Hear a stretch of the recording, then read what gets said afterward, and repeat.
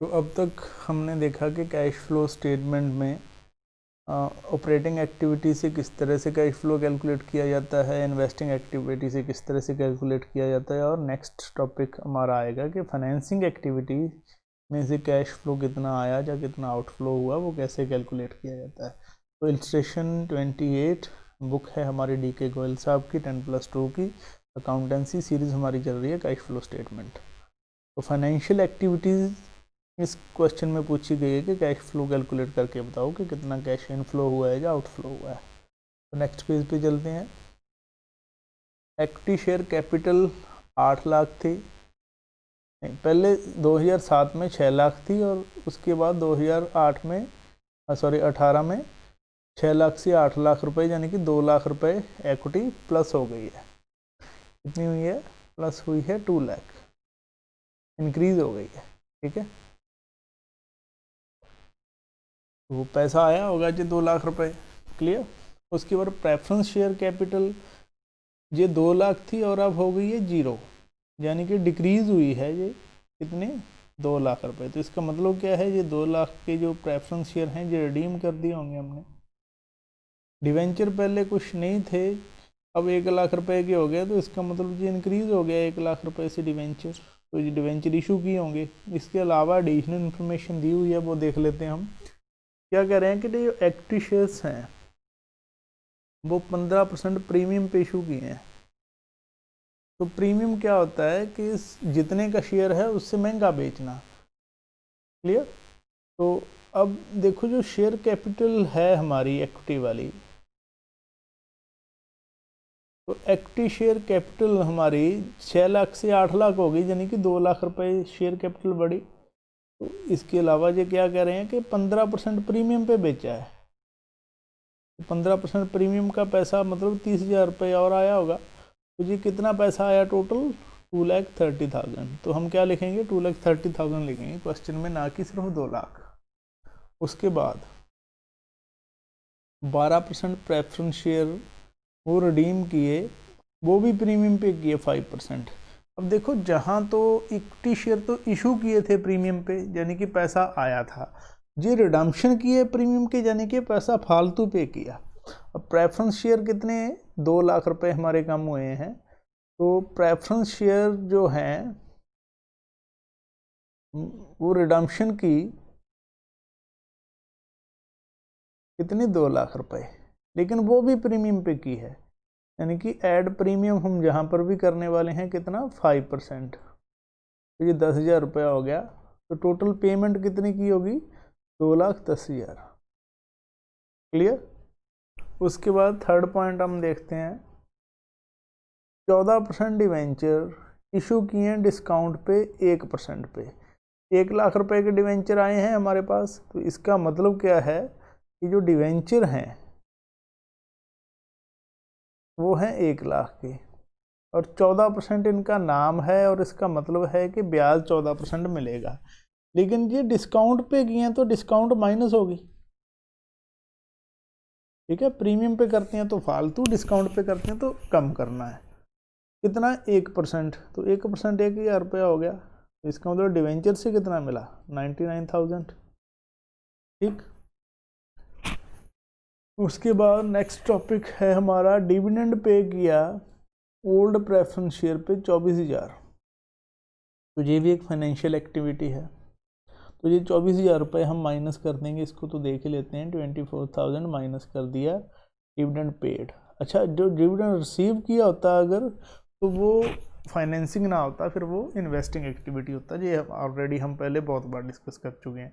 उसके बाद है इंटरेस्ट पे किया डिवेंचर्स पे 14,000, तो वो भी इन्वेस्टिंग एक्टिविटी है। 14,000 रुपये हम इंटरेस्ट भी लिख देंगे। Underwriting commission, underwriting commission of equity shares 10,000। Underwriting commission क्या होता है कि जब कोई कंपनी शेयर इशू करती है ना, नए शेयर इशू करती है, उसके लिए एक शर्त होती है मिनिमम सब्सक्रिप्शन की। मिनिमम सब्सक्रिप्शन कंपनी को जो सेबी ने लिमिट इसकी 90% बना रखी है फिलहाल, तो इसका मतलब होता है कि कम से कम इतना पैसा इकट्ठा करे कंपनी, उसके सारे खर्चे, प्लेनरी एक्सपेंसेस, उसका बिजनेस जो है, जो उसका प्लान है, वो आराम से चल सके। तो कहने का मतलब है 90% का मतलब कि जितने भी शेयर इशू किए होंगे, सपोज करो इशू किए हैं 1 लाख शेयर, तो इसके लिए जो पब्लिक है, पब्लिक को कम से कम 90% यानी कि 90,000 शेयर्स के लिए सब्सक्रिप्शन अगर आएगा, तभी ये कंपनी अलॉट कर पाएगी, अलॉटमेंट कर पाएगी, नहीं तो ये अलॉटमेंट नहीं कर सकती कंपनी। जितनी भी एप्लीकेशन मनी इकट्ठी की है कंपनी ने, वो वापस करनी पड़ेगी, ठीक है। तो इसकी डिटेल्स जो है वो शेयर इशू ऑफ शेयर वाले चैप्टर में आपने कर रखी होगी या इन फ्यूचर करेंगे। तो इसमें हमारा जो मेन टॉपिक है वो है मिनिमम सब्सक्रिप्शन। तो मिनिमम सब्सक्रिप्शन का मतलब है कि अगर 90,000 शेयर के लिए पब्लिक 90,000 शेयर खरीदने के लिए भी तैयार नहीं है, यानी कि सब्सक्रिप्शन नहीं होता, तो इसको हम बोलेंगे कि जो मिनिमम सब्सक्रिप्शन का जो क्राइटेरिया है वो कंपनी पूरा नहीं कर पाई। अगर पूरा नहीं कर पाई तो अलॉटमेंट नहीं हो सकती। तो इस रिस्क से बचने के लिए अंडरराइटिंग की प्रोसेस अपनाई जाती है। अंडरराइटर क्या होता है? अंडरराइटर एक पर्सन होता है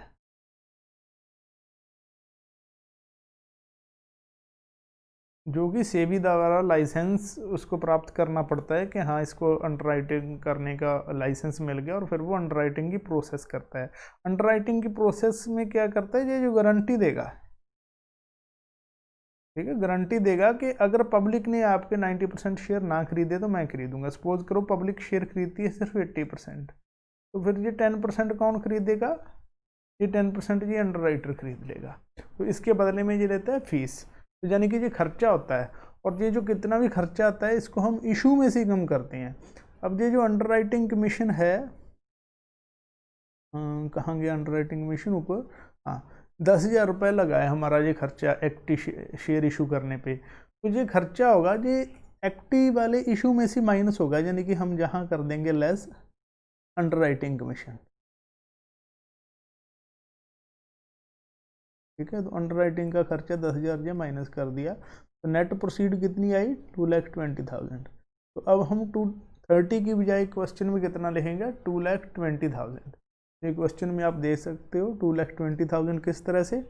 2 लाख के शेयर थे, 30,000 रुपया प्रीमियम का आया, और 10,000 रुपये हमें अंडरराइटिंग के देने पड़ गए। तो नेट हमें सिर्फ 2,20,000 ही कंपनी के हाथ में आया, तो वो यहाँ पर लिख दिया।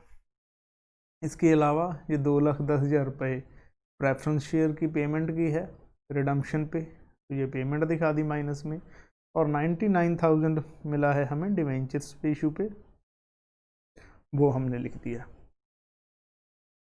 उसके बाद नेक्स्ट पॉइंट देखते हैं, propose dividend on active shares for the year ended 31 मार्च 18/120, और प्रपोज डिविडेंड है एक्टिव शेयर्स पे 31 मार्च 17 का 90,000।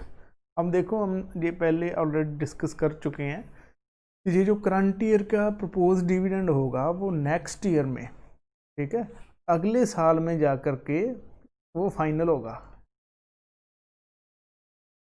जो कि प्रपोज होगा इस साल। यानी कि जो प्रपोज डिविडेंड है नेक्स्ट ईयर में फाइनल होके फिर इसकी पेमेंट करनी होती है।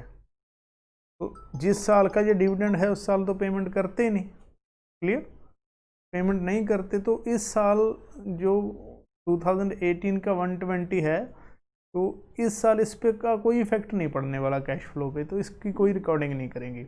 हाँ, पिछले साल का था 90,000 रुपये प्रपोज डिविडेंड, उसकी पेमेंट इस बार की होगी, तो इस 90,000 की रिकॉर्डिंग करेंगे हम, ठीक है। ये ध्यान रखना है, करंट ईयर के प्रपोज डिविडेंड की कोई एंट्री नहीं आएगी, प्रीवियस ईयर के प्रपोज डिविडेंड को हम पेमेंट दिखाते हैं। तो ये 90,000 रुपये पेमेंट हो गई। तो ये इस तरह से क्वेश्चन हमारा ये कंप्लीट हो गया।